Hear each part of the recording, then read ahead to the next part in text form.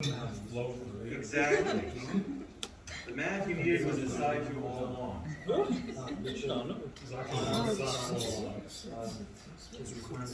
Real math friends you live along with. Alright, so let's start with number 13 here. This one is going to be real quick. Polar coordinates, -5, -12. What quadrant is it? -12 degrees, I should say. Wait, -5, -12? -5, -12 degrees, polar coordinates. Second quadrant? That is in the second quadrant. -12 degrees is going to be hereabouts. But since r is negative, we will back up to here. So, second quadrant, if I want to express it in rectangular coordinates, will x be positive or negative? Negative. X is negative in the second quadrant.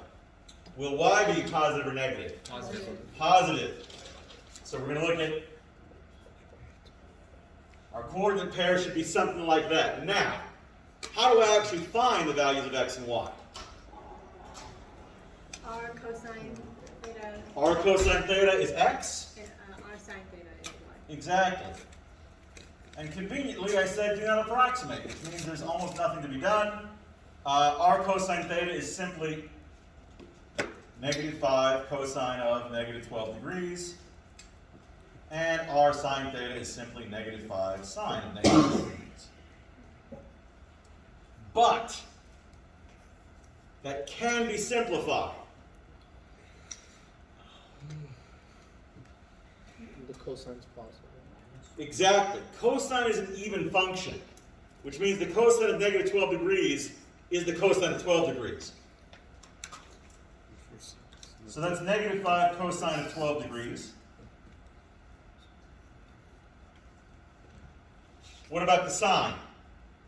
It's not -5, it's +5. Exactly. Sine is an odd function, so I can factor out the negative. It's going to make y positive, as it should be. So that should be an answer.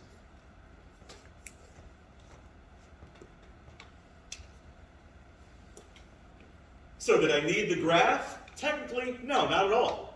If I've done everything correctly, it's going to tell me what the graph will tell me anyway. So this is just a kind of way of catching yourself if you're making an error. But it's not necessary. Now, can you type that in your calculator? Of course. Should you? No. Because I said don't approximate.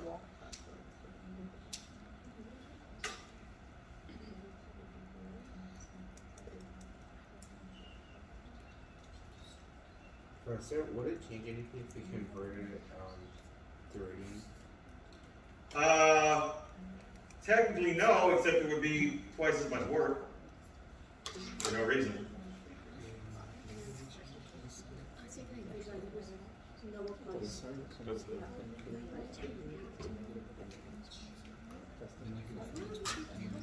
Alright, questions about number 13? Alright, moving on. Number 12. These are rectangular coordinates. Where are they? Second quadrant. Second quadrant. Somewhere around here. If I want to write them in polar coordinates, I need r, I need theta. How can I get them? X squared plus y squared is equal to r squared. R squared equals x squared plus y squared. The old Pythagorean theorem getting a lot of work. Tan theta is equal to y over x. Right. That one's going to be a little bit more awkward. Get to that in a moment. But if I take -5 squared plus 13 squared, I'll get what? 194. So if r squared is 194, then r is plus or minus the square root of 194. Now, 194 reduced actually. Not really. Nope. Is it multiple of 7?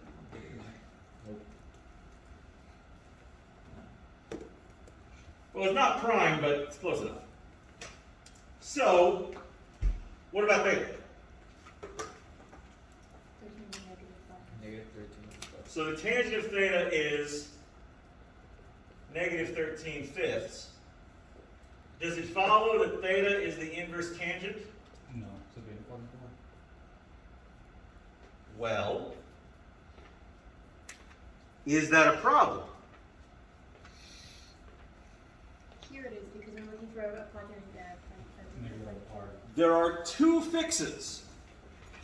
One involves saying, oh, well, that's an angle down here. If I add pi, it'll be the direction that I want. Or you can make it so that r is negative. Or you can negate r. So you can say negative square root of 194 inverse tangent of negative 13/5. Or you can say square root of 194 inverse tangent of negative 13/5 plus pi. Those are in the same position. Either one is perfectly acceptable. Professor. But you can't mix and match. Is it a negative 15? Yeah, it's negative 13/5. So you're going to say both answers or just one? Oh, either are correct.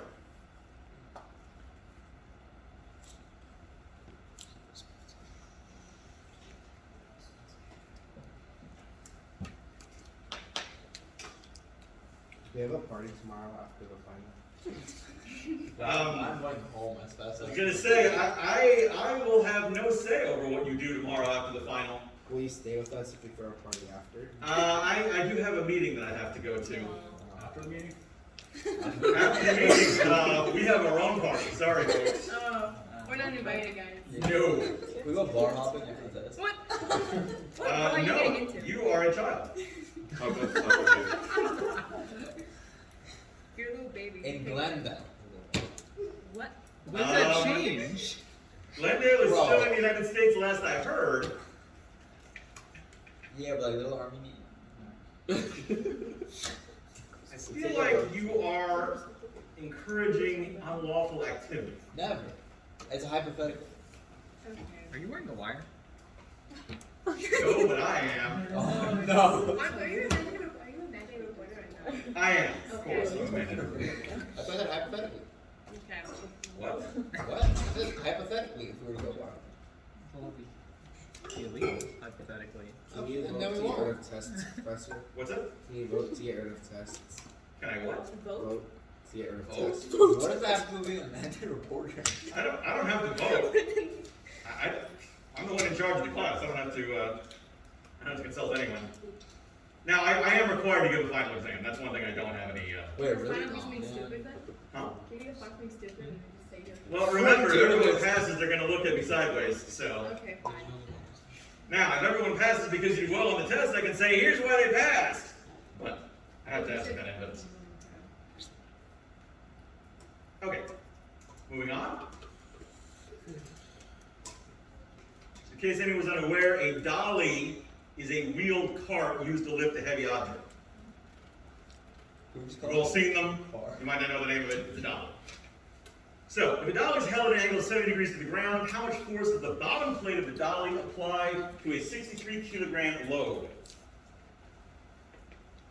Obviously, most people aren't real eager to carry 63 kilograms up a flight of stairs. Is this one we're supposed to use side?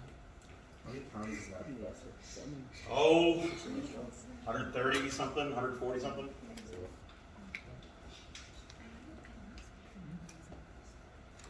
2.2 pounds per kilogram, so multiply with 2.2, there you go. All right, so the dolly looks something like this. The bottom plate looks like this. We've got some kind of load here of 63 kilograms. It's making an angle of 70 degrees at the ground.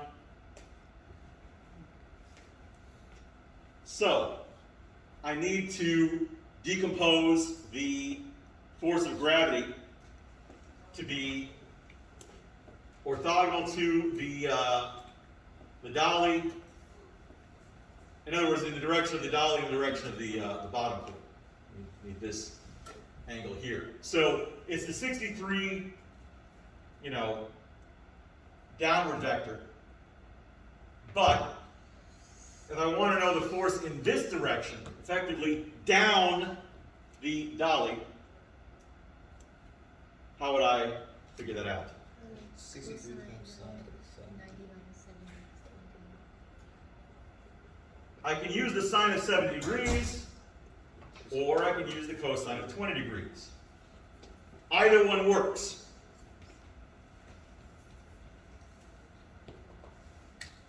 Technically, what I'm doing is finding the scalar projection of gravity in the direction of the dolly. But those are both correct answers. If we want to approximate to the nearest gram, how many decimal points is that? Oh. 3 decimals, correct. Can you tell us that, like, the Yeah, can you say that? I don't know that. Nope. It's Come on, y'all don't even know the kilograms. metric system. Kilograms Yeah, give the is euro a 1,000, bone. so you just go back 3 zeros. Yeah, kilograms is 1,000 grams. So nearest 1,000. I mean, will be metric. It would still be. Isn't it like pounds or something? Basketball. Makes sense. It would still be 59.2, right? Since, or is it no? Wait, no, it's 3. You're right. These are real systems. Yeah, 57. Yeah, I'm in the wrong mode here. Let's put it to the side. Try this again. Good thing. Good thing. There we go. 59.201. 201.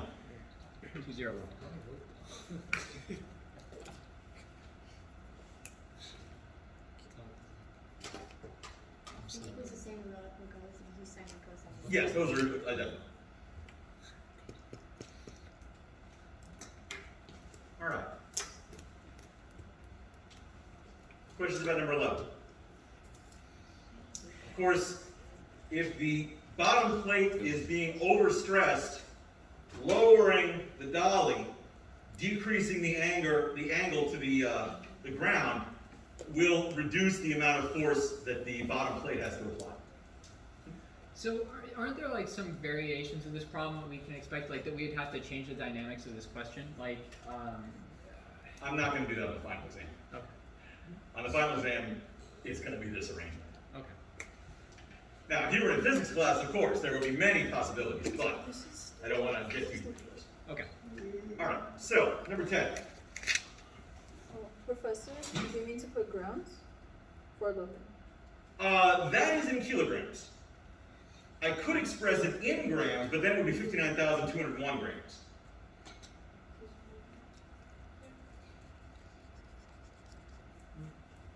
This is 1 gram here. Wow. Yeah. So it's 59,201. Oh, I just thought the answer was asking for it to be. Oh, you want it in grams? That would be okay. We'll certainly accept that. Oh, it doesn't matter if it's grams. Either one is fine. Okay. It's just as long as it has that same level of precision. Yeah, All right. How much work is performed in pushing a dolly 90 feet across a level surface if the handle forms an angle of 50 degrees with the level surface? So we've got this level surface. We've got a dolly here. The dolly is being pushed. This is at, was it 50 degrees? Yeah. Oh, I didn't tell you how much it weighed. I didn't know that. Oh, I thought it was a second You're for the math last evil. question. So we just use the same weight before. So you can just go whatever you want, the answer is just go. Yeah, Technically, yes, but you'd also have to tell me how much it weighed. So, let's see, pushing a dolly 90 foot across, a dolly loaded with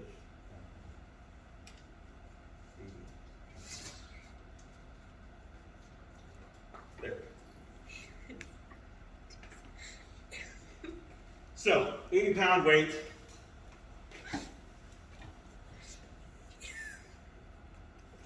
And the abbreviation for pounds is LBS because pounds are stupid. And we're pushing it 90 feet.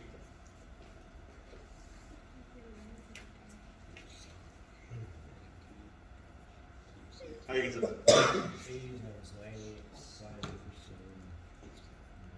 Be cosine of 50 degrees. Cosine of 40. So we're going to need to do a dot product. One of those answers is correct, but we're doing a dot product of the force vector with the distance vector. Oh, the distance vector is 90 feet.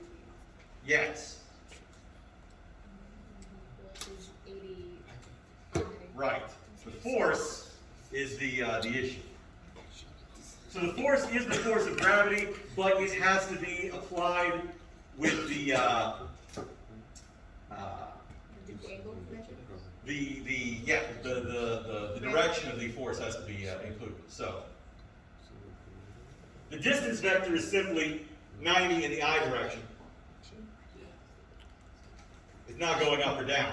But the force, here's where we have to include the 50 degrees. So it's going to be, hopefully I'm not getting this backwards in my head. So the answers. But if I remember correctly, a little more room here. The force is going to be 80 cosine 50 degrees. 80 sine 50 degrees. Wait, is it supposed to just be 80? Don't you just do 80 cosine of 50 degrees? Well, minus it's a 90? lot of it's going to collapse Alright, then we can see. Right. because the distance vector, the displacement vector, is just 90 comma 0, That's what we had last time. which means that the j components are just going to wipe each other out. So we are going to end up with 90 times 80 with, if I remember correctly, cosine of 50 degrees. Why is it cosine 40 degrees here? Hmm? Why is it cosine 40 degrees here? Because when we do cosine on the previous problem, we were subtracting it from 90. So why are we subtracting it from 90 in this problem? So we're doing two fundamentally different operations. This one I'm doing a scalar projection. This one I'm doing a Vector? vector projection. I'm doing the vector projection of gravity into the direction of the 50 degrees. So we're not trying to make 50 into like a scalar that's easy to work with. Right. So we're just I mean, making it- the result is the same because, you know, of that, but if I'm remembering correctly, this is the correct arrangement, but of course I could be remembering incorrectly. Oh, and 0 multiplies to the 80. Right, but the other term just disappears. Got it. The direction is x. Professor, so is the 90 0 the gravity vector? Hmm? Is the 90 comma 0 the gravity vector? No, that's the displacement vector, the 90 feet we're pushing it across the ground. Okay, is there a gravity vector in this? Yes, the 80 cosine 50, 80 sine 50 is gravity projected along the dot.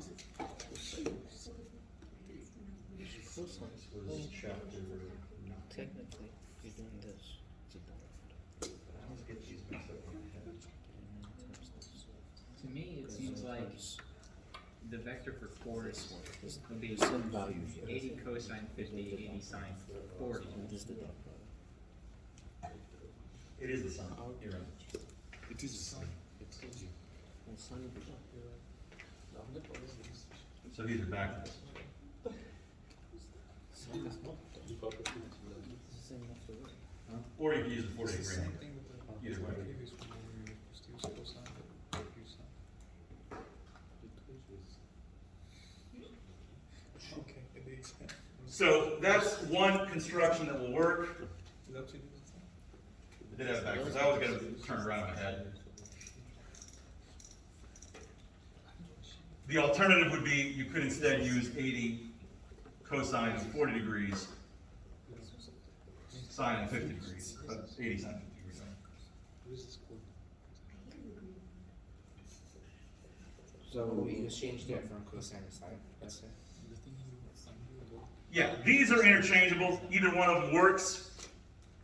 So either you need to use the complement of the angle with the ground, or you need to reverse sine and cosine.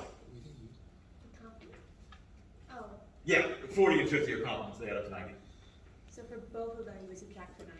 From 90. Right, I mean, it should be the same angle, certainly. You can't use different angles. So the answer is not 90 times 80 times cosine of 50, or? Correct, correct. This would be Sine. sine. Or cosine of 40. But why is sine in, why do we switch places between sine and cosine? So, vector projection. We have the vector of the dolly. And the dolly is, the direction of the dolly, I call that the d vector. It's cosine of 50 degrees, sine 50 degrees. But the vector of gravity, which I'll call u, is 0, negative 80, because it's going down.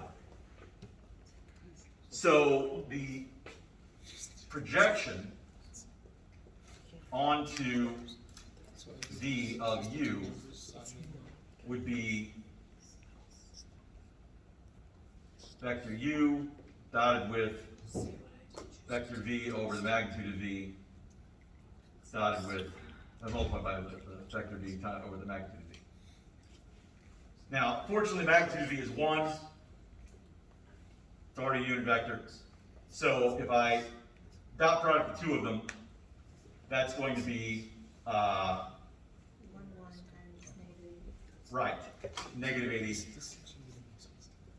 sine of 50 degrees.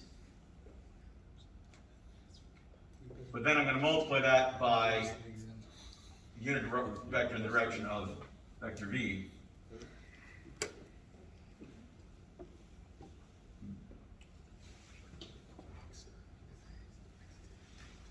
feel like I've missed some important simplifying step here. Because that's going to come out an awful mess.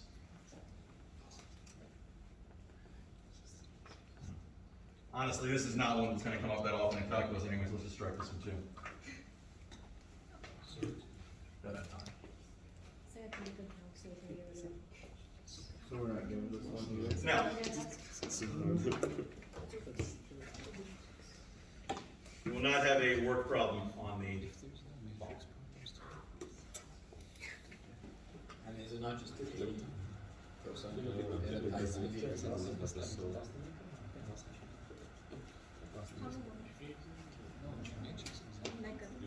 So this one.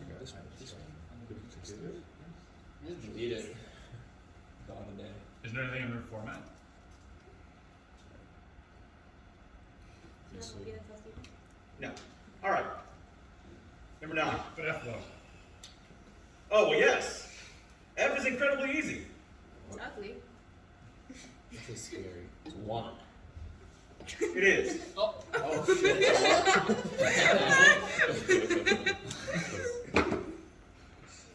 You're finally correct. First time today. Keep going.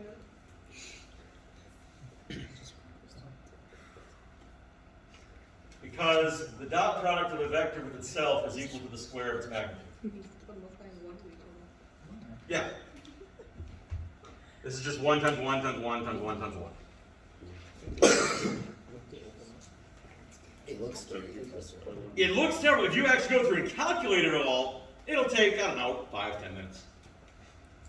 So So we're supposed to know that. why would you put that? If it's going to take like 5-10 minutes, you're 2 hours and 20 Just minutes. Yeah. Well, because you do it the fast way. Come on, man. So if we see that, we'll just put a What 1. if I forget? And then I'm spending like 15 minutes on this thing. Why don't you just grab this one? Isn't that kind of the issue? What if you forget everything? Yeah. Okay, fine. Just grab this one too. No, the whole thing. All right, which pairs of vectors are orthogonal? How do I figure that out? If the dot product is equal to 0. Right. So, got quite a few pairs to examine. Are U and V orthogonal?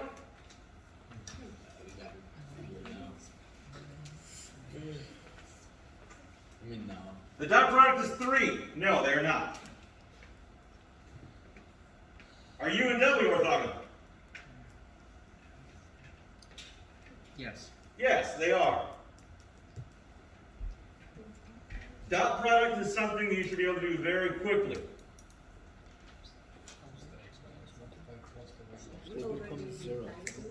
No, just the x's, the product of the x's plus the product of the y's. That's it. Oh, we knew the projections. Yes, you're trying to do a projection. Dot product is real fast. Okay. So- how is V and W Wait, so I think orthogonal?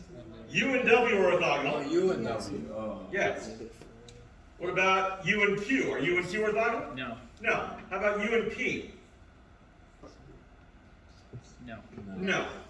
How about V and W? No. How about V and Q? No. No. How about V and P? Yes. Yes. So do you add them or multiply them? You multiply the x components, you multiply the y components, you add those together. Adding yours.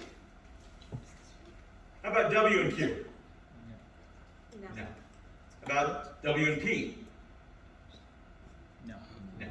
How about Q and P? No. No. Just these six. All right, scalar projection. W in the direction of U, the scalar projection, is going to be 0. How do I know that? Because they're orthogonal? They're orthogonal. I can't project a vector onto an orthogonal vector. But the math isn't hard.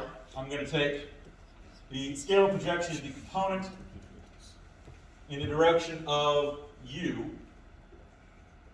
of W.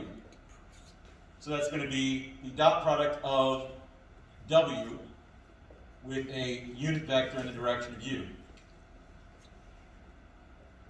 W is -4, -2. U is 1, -2. Bless you. Gesundheit. The magnitude is the square root of 5, but that doesn't even matter because the dot product is 0. So it's 0 over the square root of 5. It's 0.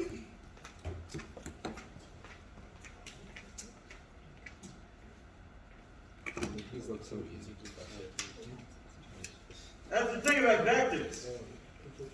If you're familiar with the operations, most of the operations aren't complicated. Now, the vector projection is a little more work, especially because V and T are not orthogonal.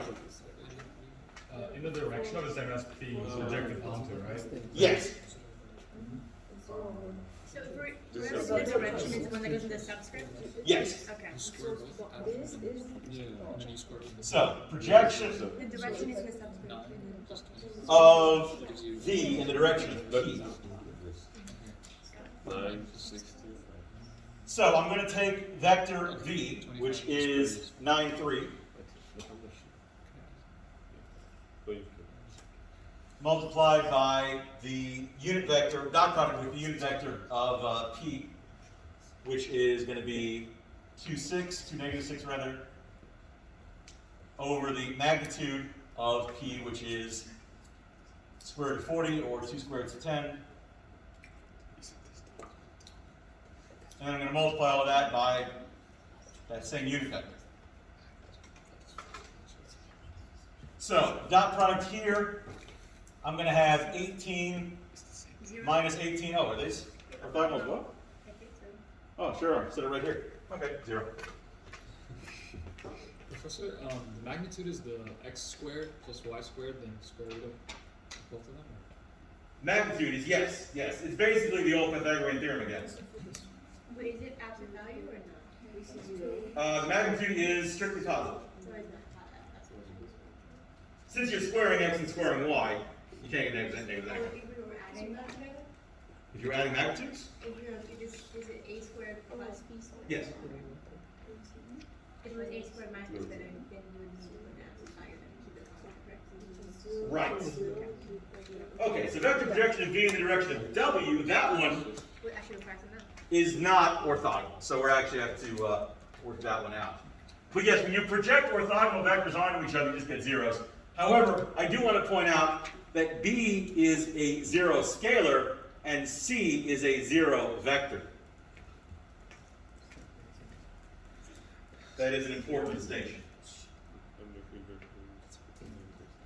So, V in the direction of W.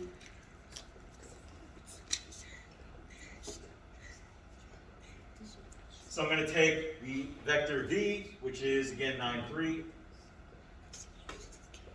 dotted with unit vector in the direction of W, which is going to be -4, -2, over the magnitude of that one is going to be square root of 20, which is 2 square roots of 5, and then again. So the dot product is going to be -36 minus 6 is -42, which I'll be multiplying by 1 over 2 square root of 5. Do we have to reduce that? No need to. I mean, you don't need to rationalize what I'm saying, because I'm going to multiply all this and a bunch of stuff is going to simplify out. No, it's just like, can you make it like 2, because 2 over, yeah. Yeah, that's fine. And of course the 5s will multiply to give me a whole 5. So I'm going to have -21 over 10 times -4 comma -2, which is -84 over 10, which is -42 over 5, and positive 21. Oh no, go. 21.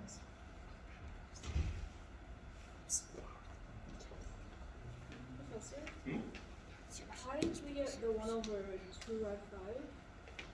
I factored off this. Okay. Oh, So this is the vector divided by 2 radical 5, but I pulled the 1 over 2 radical 5 off, so the vector would be by itself. Is that just to make it easier? So, Yeah. Okay. I just pulled off the scalar. Do we always do that? It's not necessary. I mean, I if did. I left the 2 radical 5 down here, I could still kind of do the same thing. So then you multiply the scalars and then you okay, and Then you can multiply distribute scalar the on vector.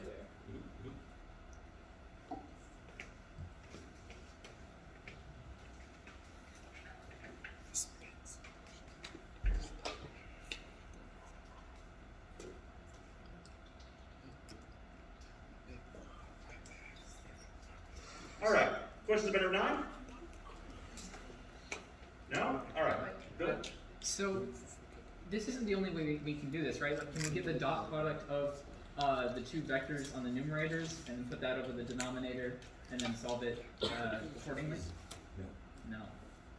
Because if I take a dot product of these two vectors, I'll end up with a scalar over here. When I multiply by this, I'll be going in the direction of V. When I should be going in the direction of W. So this is the way you You solve have to do, this is a dot product. This is not a dot product. I see. So this might make that a little easier to see, but even though dots are used, technically this is multiplying a scalar. This is a dot product. Thank you. No problem. And you can see that this is in fact going in the same direction as this. I mean, it's going in the exact opposite direction, but that counts. Professor, Hmm? for both B and C we got 0, so you put them in 2 different ways. In different Because this is a scalar, and this is a vector. Oh, okay, okay. I see.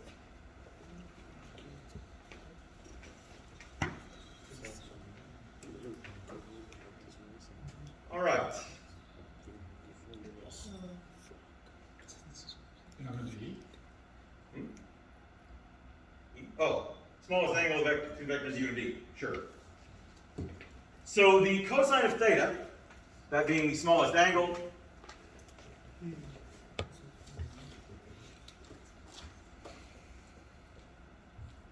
is equal to the dot product over the product of the magnitudes.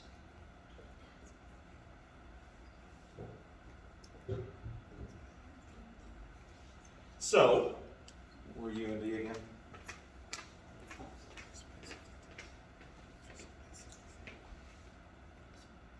U is 1, -2, and D is 9, 3.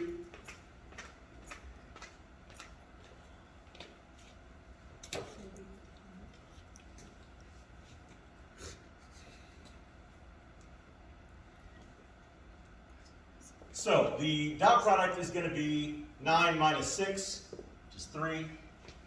The magnitude of U is the square root of 5. The magnitude of V is the square root of 90. Doesn't break down.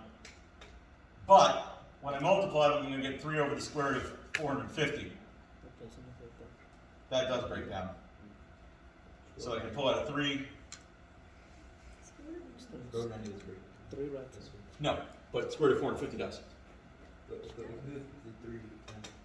Oh, you're right. Yeah, well, it doesn't matter. This actually breaks down a little further because then I'm going to have 1 over 5 square roots of 2. Can't have the radical on the bottom, so I'll end up with radical 2 over. But that's not the answer.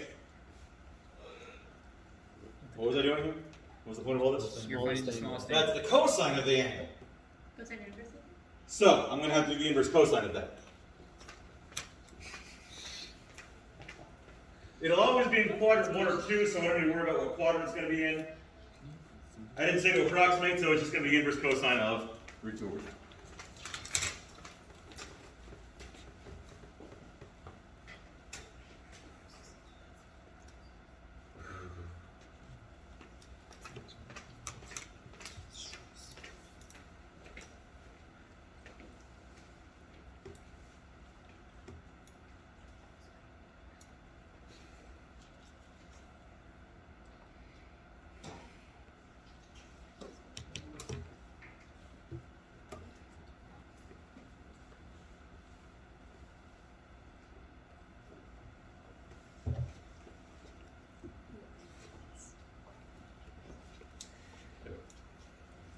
All right, number 8. If I want the minor of the third row, fourth column, The minor is 0. you may be detecting a theme.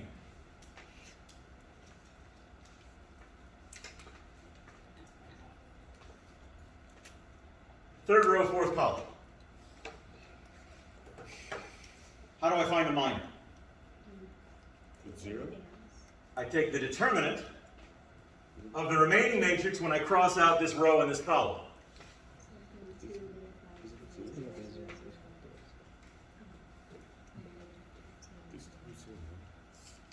Please cross out the 0, 0, 0 row. What's that? Please cross out the middle row. You can't cross it out, but I can use that row to determine the determinant. What's the determinant of this matrix? 0. 0. How do we get to that? Yeah. Well, the long way is expansion by minors. The short row? So it's going to be, if I take this row, let's see, row 0 times a to 1 plus 0 times a to 2 plus 0 times a to 3.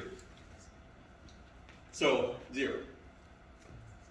Now, a to 1 in practice is going to be found by taking -1 to the 2 plus 1 power times the determinant of, again, if I take that, it's the minor at that position. So if I take that row and column out,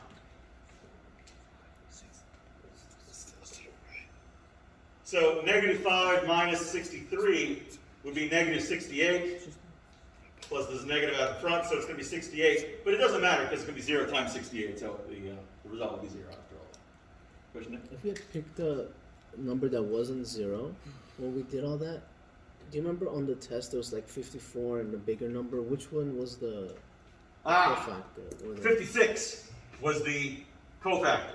And was that the number before we multiplied it or after? Yes, before you multiply. The cofactor does not include the number, so you can see here, this is the cofactor. That's before the multiplied. Then you multiply it by 0. But the cofactor is being multiplied by 0. We have picked any other row, but this was the easiest one, so we just picked that one. Oh yeah, if you picked any other row, you get the same result. But it will be a lot more work. Yeah. What's it called when it isn't solved properly? The standard case or whatever? That's not really used in this case. And the matrix as a whole actually has a non-zero determinant. The minor of that particular position is 0, but the determinant of the entire matrix is not 0. Yeah, but you're allowed to swap rows and matrices, right? Right. So what if if you were to swap? Oh, you're thinking of a linear system. Yeah. This has 4 rows. Oh. So because it's 4 not 3. Exactly, exactly. So cofactor is 68, and the minor would be 0 in this case. Let's say the question was to find a cofactor, it'd be 68, right? The cofactor Like, no, of this 821. matrix, Yeah, of 821. the cofactor from this position would be 68. 68. Yes. Can you say that one more time? Sorry. So in this matrix, the cofactor 821, this is the cofactor. So, The minor is negative 68. The cofactor is positive 68. Ultimately, it doesn't matter because you're multiplying by 0, but that is the... how is the minor? So the minor's negative 68? The minor is just the determinant of this matrix. So the minor is just this part right here. This in the circle here, that's the minor.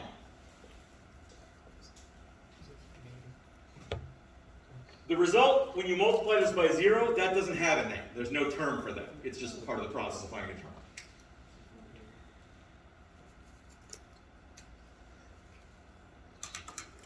So if I want to find the cofactor of the second row, first column,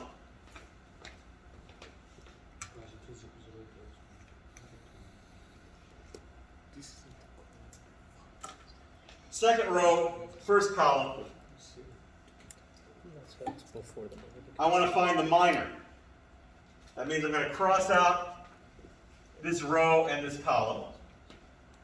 And I'll take the determinant of the matrix -5, 3, 2, 7, 6, 0, 20, well, -6, thank you. 21, 1, 0. This is going to be the cofactor of second row, first column. Oh, but because it's the cofactor, it'll also be multiplied by -1 to the 2 plus 1 power.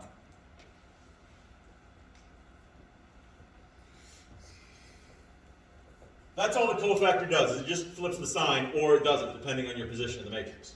Otherwise, the cofactor and the minor are exactly the same. So their absolute values are always the same. They might not have the same sign, but their absolute values are always the same. The minor and the cofactor. So the determinant of this matrix, I'm of course going to pick this column to work with. It's going to be 2 times -1 to the power of, that's row 1, column 3, so 1 plus 3, times the determinant of, when I cross this out, I'll have 7, -6, 21, 1. So that's going to be 2 times 1 times 7 minus 126 is 119, -119. Yes. So when I multiply those, I'll get -238. Wasn't it minus or no? Positive 7 minus 126.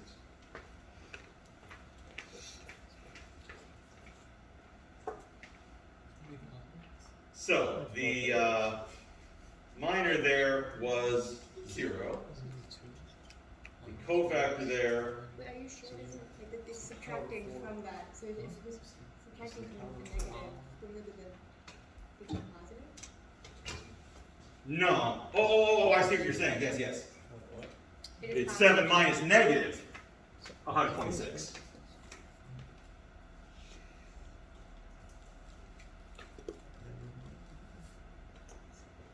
So 7 minus negative 126 is 133. So 266 is the cofactor.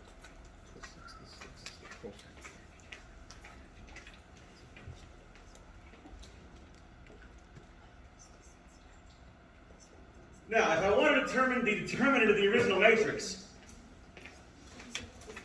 there's really only one setup that makes sense. Which row or column should I select? The second row is the obvious choice. I'll only need to find one 3 by 3 determinant.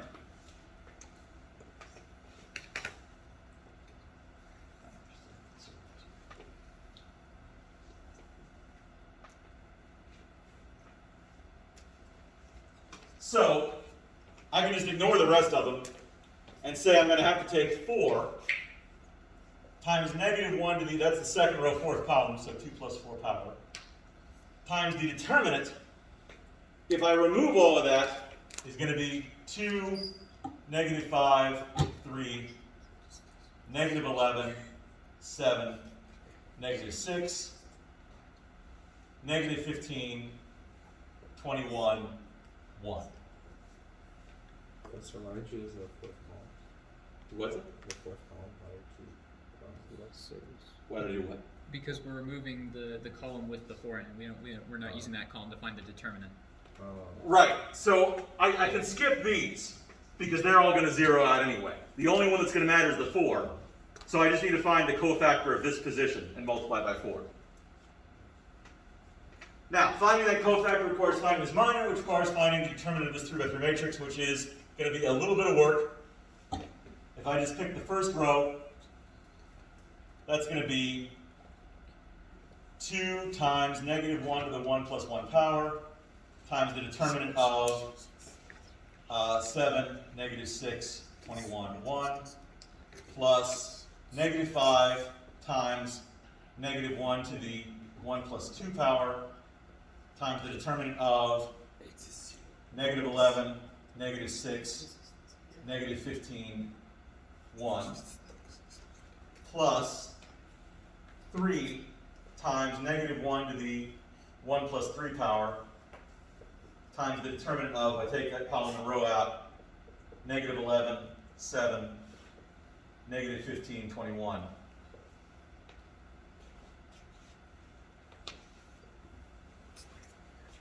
So, that's positive, so I'll have 2 times 7 minus negative 126 is still 133. That's negative and negative, so it'll be plus 5 times negative 11 minus 90 is negative 101, plus 3 times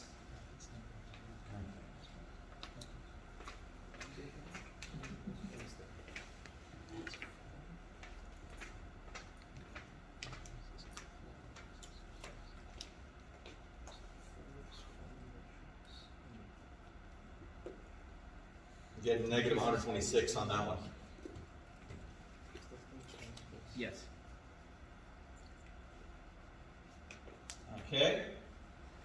So 266 minus 505 minus 396.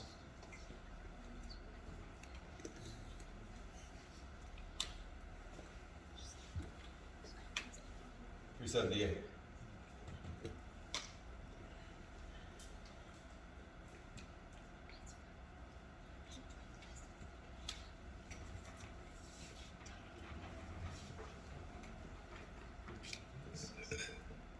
Which gives me negative 617.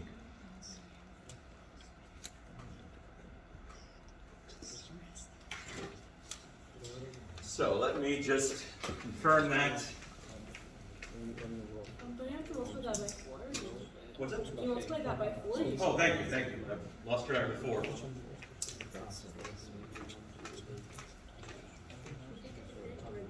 mean, to be fair, he's explaining to us from the answer. Yeah, he's no. Negative 2468. That's right.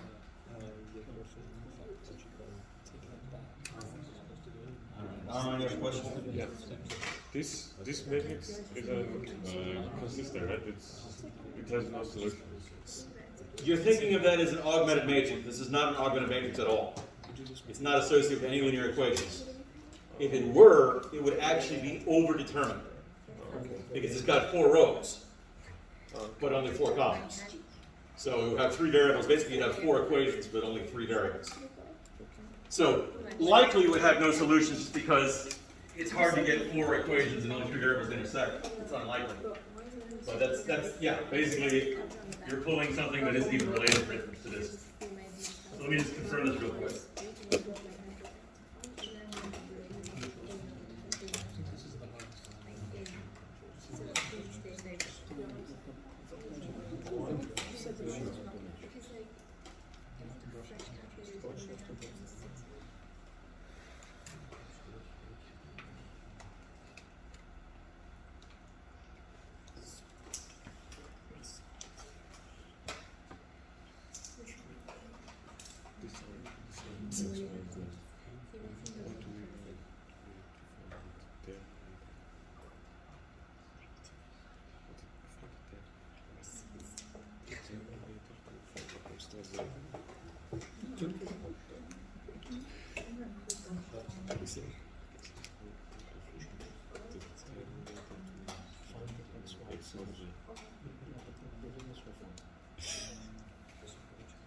Yep. Nice.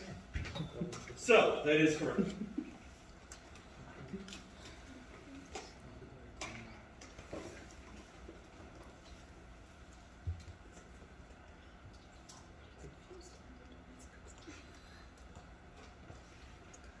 Is this matrix invertible? Yes. Why? Because the determinant is a non-zero The number. determinant is non-zero. Any matrix with a non-zero determinant is invertible if it's a square matrix. In other words, same number of rows and columns, which this one certainly has. Yeah, one second. Let me scroll this so it's in the correct position. There we go. Yeah. I'm just extremely confused on finding the minor rather than the cofactor. So the minor is when you take the determinant of this matrix. The cofactor is when you apply this -1 to the power. Okay, so when we were finding the minor, we do 0 times 821, but to find 821, we're multiplying by -1. Yes, so this is a nested process. To find a minor, you have to do a determinant. To find a determinant, you have to define other minors.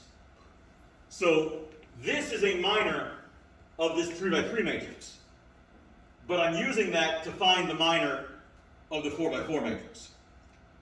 Okay, so from what I'm understanding, to find the minor, you have to find the cofactor. No, Not true, okay. to find the cofactor, you have to find the minor. Because the minor is just this part of the circle. Okay. The cofactor is when I multiply the -1 to the power. Okay, so finding the minor for this, we did 0 times 821. Okay, now. Right. This is the cofactor that I needed to find the determinant of this matrix. But I needed the determinant of this matrix to find the minor of this position. So you begin the process by taking out that row and column, Uh-huh. and then when you get a 3x3 matrix, you take You do the determinant of the 3x3 matrix. the easiest row that you can do. Exactly. You always choose the easiest row, the easiest column. You add them together, and that's your number. And for the cofactor, you take out the row, take out the column, and then you just find one column. Any of them. Well, no, you only need to do one here because the other's zeroed out. So technically I had to find 0 times the cofactor of this position, plus 0 times the cofactor of this position, plus 0 times the cofactor of this position, plus 4 times the cofactor of this position. But since those all zeroed out, I can skip that. And just go directly to the Right. But if you want, the cofactor is still, you have to find each individual one, but this one happens to be. Well, if it's times 0, it doesn't matter. But I was able to set this up so that I only had to find one cofactor because the others all have zeros in their position. All right, that is all of the official class time. Go straight into office hours, and of course I'll continue with this. So,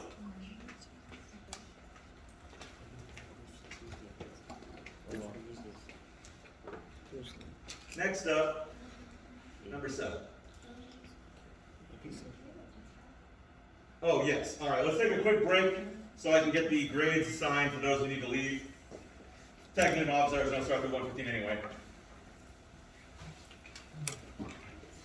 So, 10 minutes, and we'll be right back.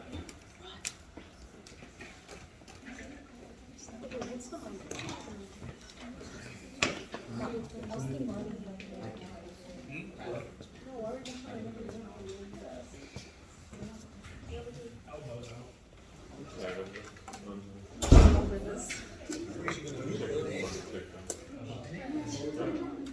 I mean,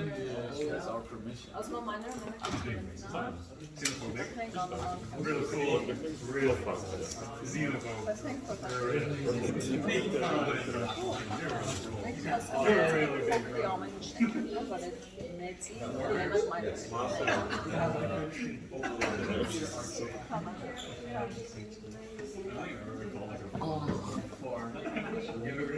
Check my email and see it again. So, you're certainly welcome to do so.